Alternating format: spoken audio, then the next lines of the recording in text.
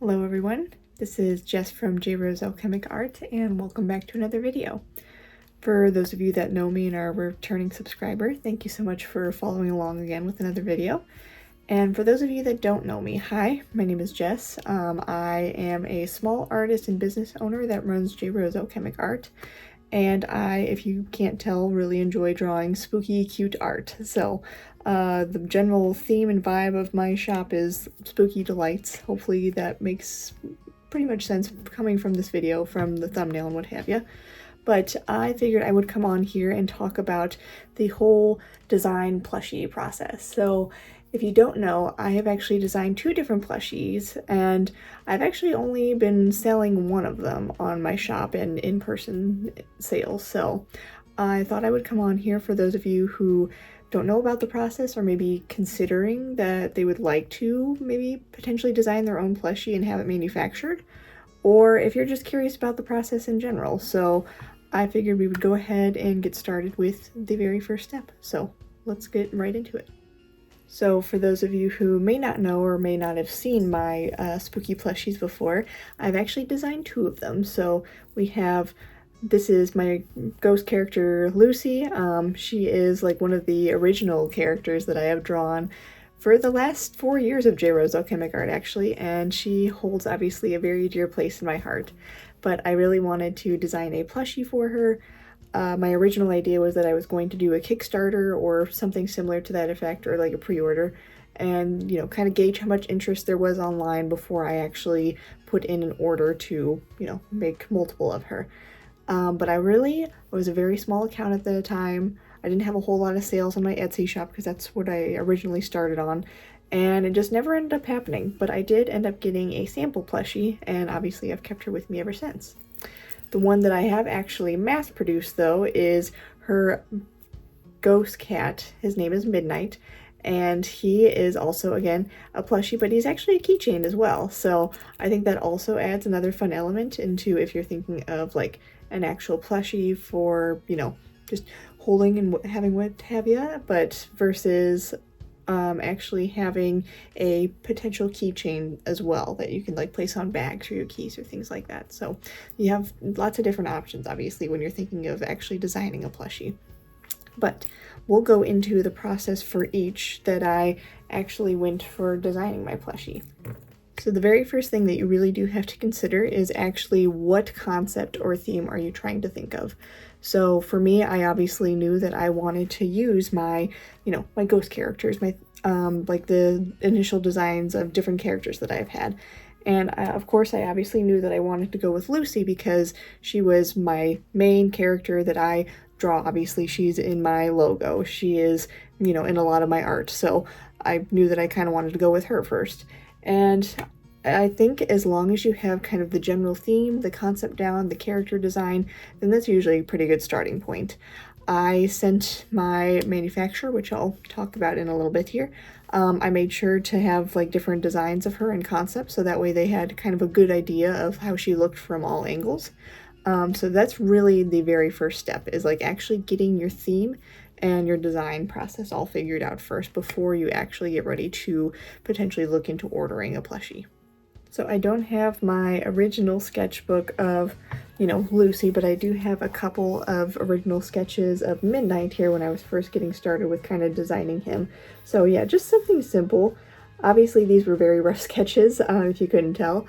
And I think just getting, kind of the general idea figured out first will really help you to kind of solidify what exactly that you want for your plushie design. So after that, I end up moving into Procreate, which I'll show you kind of the designs that I had for both Lucy and for Midnight that I end up sending into the manufacturer, so you can kind of get a general idea of, what the manufacturer might be looking for when you're getting ready to actually produce this plushie. So for example, this is actually Lucy's initial design, if you can see her kind of well. This was the very initial design that I ended up sending into my manufacturer when I was first considering. And part of the design process is it's good to actually find multiple manufacturers, so that way you can kind of see, you can offer, this is kind of the general idea that I'm having. You know, what can you offer me as far as like prices? What sort of materials do you have available?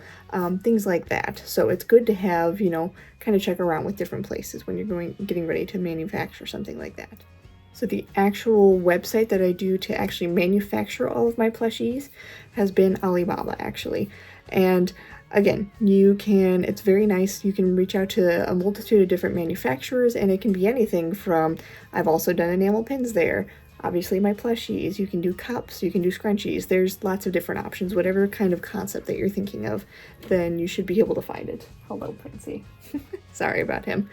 But yeah, I think it's good. I definitely think it's a good idea to ask multiple manufacturers, so that way you can actually find out, like, you know, what kind of quotes can they give you? How quick would the turnaround time actually be? The materials, things like that. You can obviously ask a lot of different questions when you're first getting started with your like initial sending out messages and quotes, if you will. But once you actually find a manufacturer that you like, and this is kind of another good idea I would recommend, you know, get quotes from multiple different manufacturers, so that way if you find out that you really like one company in particular, then you can potentially say, oh, well, you know, actually this company, you know, they offered me a lower price, or, you know, quicker shipping, or a lower cost on shipping. So just little things to maybe consider to hopefully, you know, get you the price and the materials that you need. So I think that's very important. One thing that I will say about the manufacturers of Alibaba, obviously they are primarily all in China. So the thing that you do have to consider is, depending on where you live in the world, it could be a very different time zone. So obviously I live here in the United States, but it's a, you know, world away across. So when it was, you know, daytime here, it was nighttime there. So just wanting to make sure that, you know, you kind of have that open communication line, be patient with them, because again, they're probably either asleep or not working by the time you're initially sending them messages. So you just have to be a little bit patient and potentially work later in the night, or at least be prepared to send messages, again, depending on what time zone you are, you know, later in the evening. So yeah, once you do find the company you like and you kind of agree on terms, then that is when you actually are going to order your initial sample. And this, especially for plushies, is actually kind of expensive. So you have to be kind of prepared to put in that initial cost when you're actually getting ready to manufacture something like this. So I believe for both, ironically, I thought I would try a different company when I was manufacturing Lucy versus Midnight. But I ended up using the same company, ironically. But I really loved the person that I worked with. Her name was Sharon. She was amazing.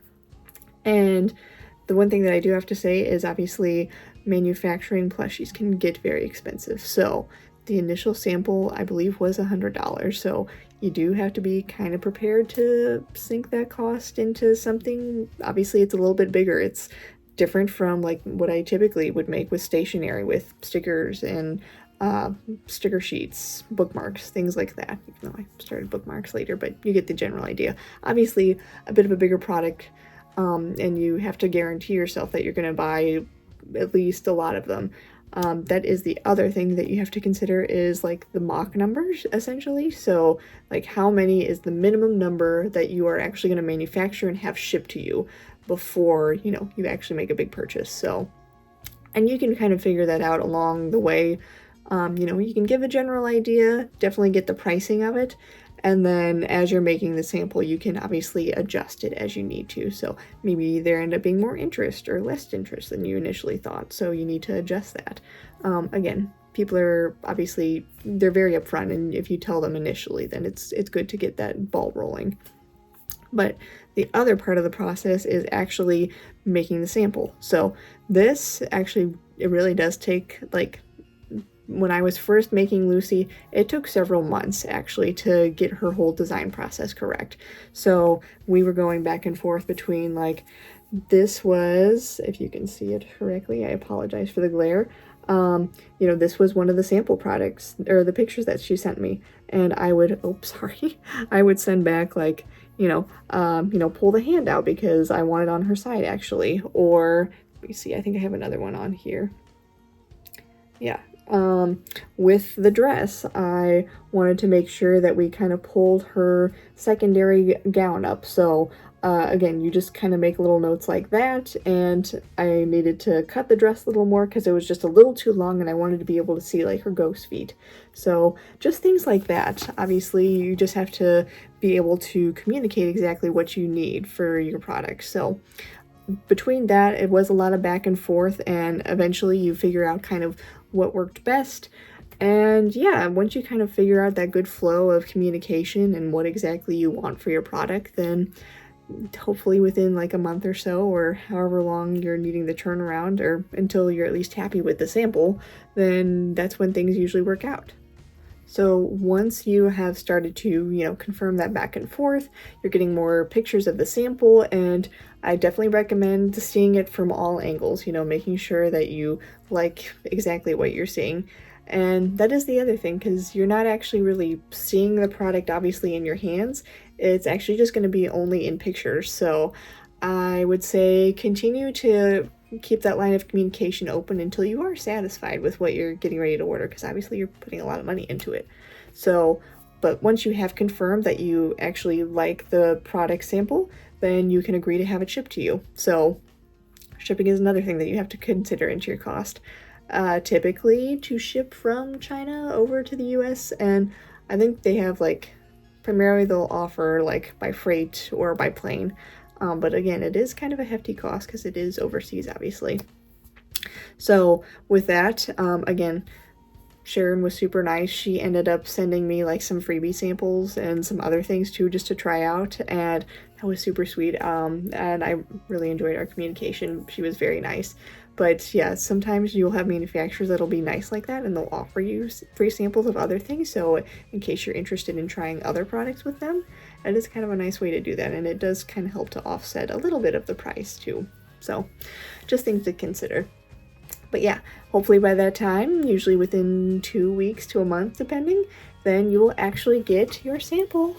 Oh, so actually I think I do still have the initial sample of Midnight. Actually, this is it, and he has been hanging on my bag, but I've been having that on my desk. And then obviously this is the sample of Lucy as well. So the other thing that you have to consider, yeah, obviously this Midnight does not have his tag on him, but that is another thing you can actually ask for. I also didn't ask for it for Lucy, obviously, but if you have a tag that you want to include on your plushie, let me actually grab one really quick. I'll show you what it looks like. So something else that you can consider, sorry, now that I brought an actual Midnight here, you can consider potentially adding in a tag on the side. So this has my little logo here. If you can see it, it's J. Rose Alchemic Art, Cute and Spooky Delights. And on the back, it actually does say what the materials are that are part of Midnight here. So that's kind of nice, and I think it's a good option so people know, exactly what materials are, in your product. Obviously, when they have it out and about, then if they're ever like, oh, where did I get that thing from? Oh yeah, it was from J. Rose Alchemic Art. So again, it's just a nice way to tag your products so people know exactly where it's from. So yes, once you have confirmed your sample, and again, hopefully you do like how it looks in person as well, but if not, you can always go back and, try and work on the process more and see if there's any other changes that you would like to make to the sample before you actually order, however many you're planning to put in for bulk. So yes, once you are finally happy with the final design and sample, then you are free to actually place your bulk order. So again, that is going to be another separate cost from the actual sample. So again, things to consider when you're getting ready to actually list your product to be, available. So I know to do 50 Midnights of my plushie keychains, the cost was around $350. So again, you do have to consider including all of that cost into obviously the manufacturing, the design, and then when you're getting ready to post your full product, these are all things that you have to put into consideration when you're actually going to design or put out the listing price for it. So I typically say, obviously do you have to include the full cost, include how long it took to design everything, and then probably more than likely double it from there. So that way you're at least hopefully getting your cost back, if not more potentially. So obviously from that end, you will, again, have to plan out the shipping time, shipping cost as well, the cost of all of the products that you're making. And then again, typically, because you're making obviously more than just one sample, depending on how many you're going to make, again, this was another time consuming effort. So like for Midnight, I'm pretty sure to get 50 of him, it took about a month and a half, and then another 2 weeks to actually ship to me. So it was about a 2-month turnaround time. But obviously I loved him a lot. He's still like one of my favorite products that's available on the shop, and it's so fun to actually be able to hold like a plushie that I designed in my hands. So that's something really important to me, and it makes me really happy as a small business owner and a designer that I can do that. But once he actually returned to me, or was made able to come home, I suppose, then I could actually, take product photos, list him on the shop, all those things.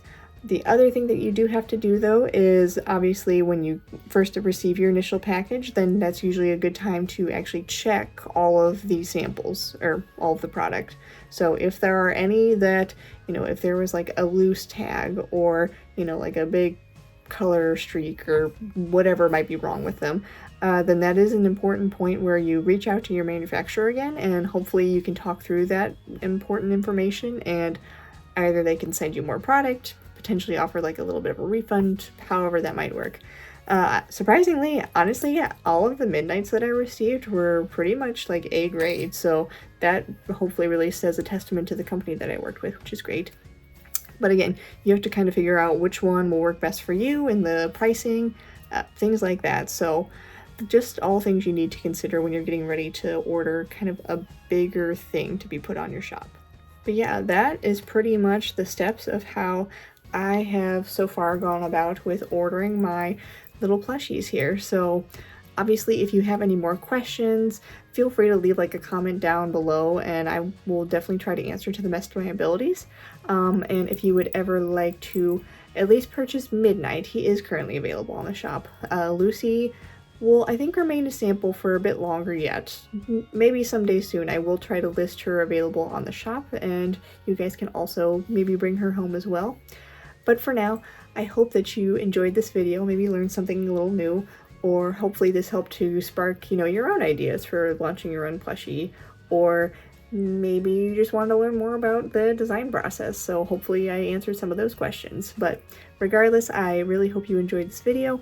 Next week, hopefully, will be a little bit of a market video. I'm going to actually have one, it was today, so we'll go into the details of that and how that went.